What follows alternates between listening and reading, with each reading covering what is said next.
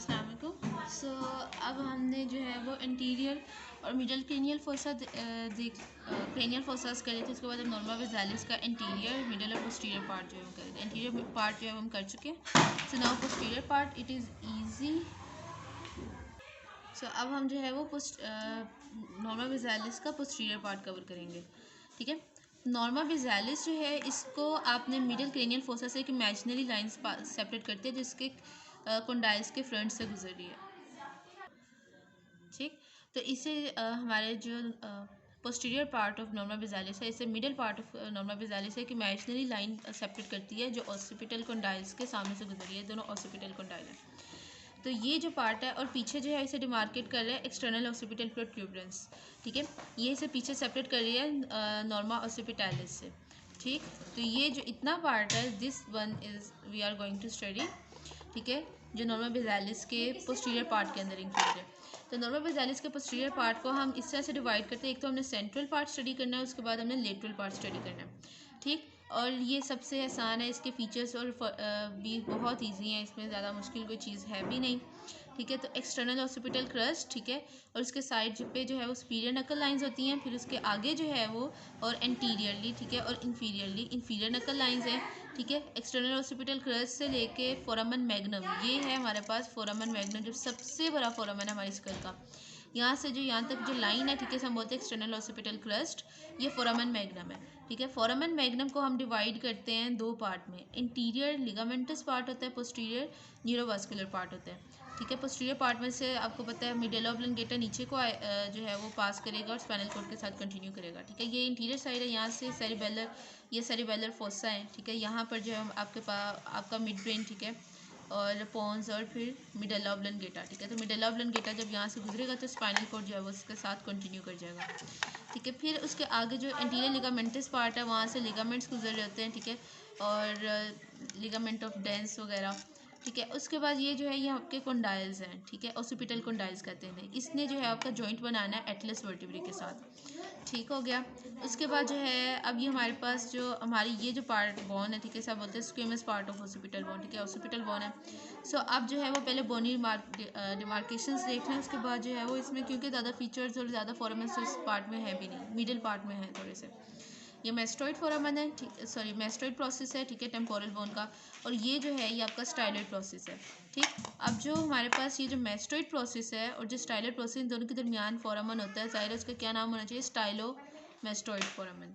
ठीक है, अब यहाँ से देखें ये स्टाइलॉइड और ये मेस्टोइड प्रोसेस। ठीक है, तो स्टाइलो मेस्टोइड फोरामन, ये देखिए। ठीक है, इसको मैं अंदर जा रही हूँ। ठीक है, स्टाइलो मेस्टोइड फोरामन। ठीक है, ये थोड़ा सा जो स्टाइलॉइड प्रोसेस ना थोड़ा कॉनिकल शेप होता है, ये ऊपर से थोड़ा सा इसमें इतना अच्छा नहीं है, ये थोड़ा इसकी कॉनिकल शेप होती है स्टाइलॉइड प्रोसेस की।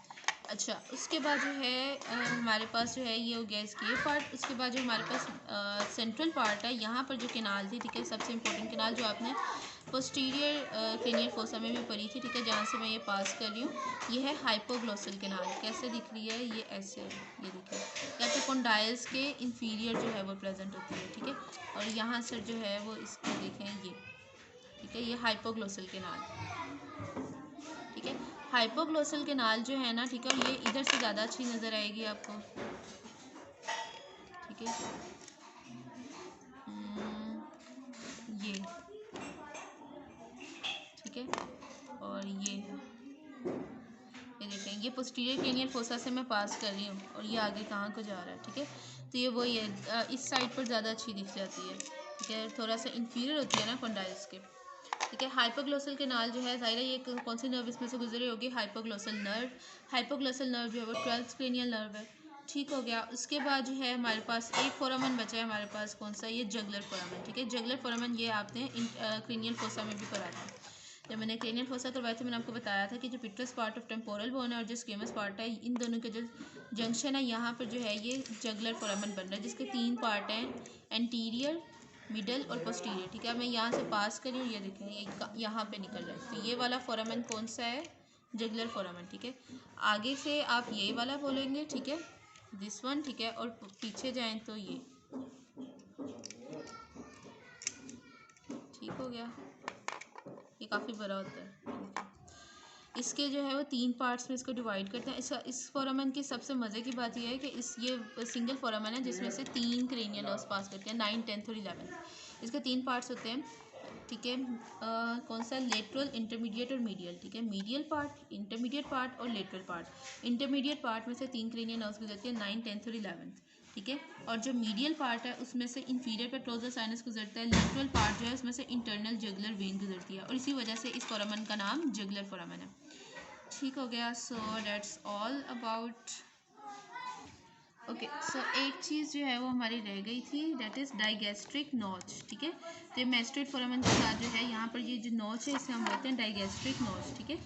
और इसके बाद सो दैट्स ऑल। मैं इसको एक बार रिवाइज करवा देती हूँ हमने क्या क्या पढ़ा इसमें। ऑसिपिटल कंडाइल, ठीक है, फोरामन मैग्नम, ठीक है। उसके बाद external occipital protuberance, external occipital crest, फिर superior nuchal line, inferior nuchal line, ठीक है। उसके बाद जो है वो आपने देखा यहाँ पे हाइपोग्लोसल कैनाल, ठीक है, जगुलर फोरामन, ठीक है, मैस्टोइड प्रोसेस, स्टाइलॉइड प्रोसेस और स्टाइलोमेस्टोइड फोरामन। यहाँ पे मुझे ज़्यादा अच्छा दिख रहा था इसलिए मैं इस साइड पे कर रही हूँ, स्टाइलोमेस्टोइड फोरामन, ठीक है।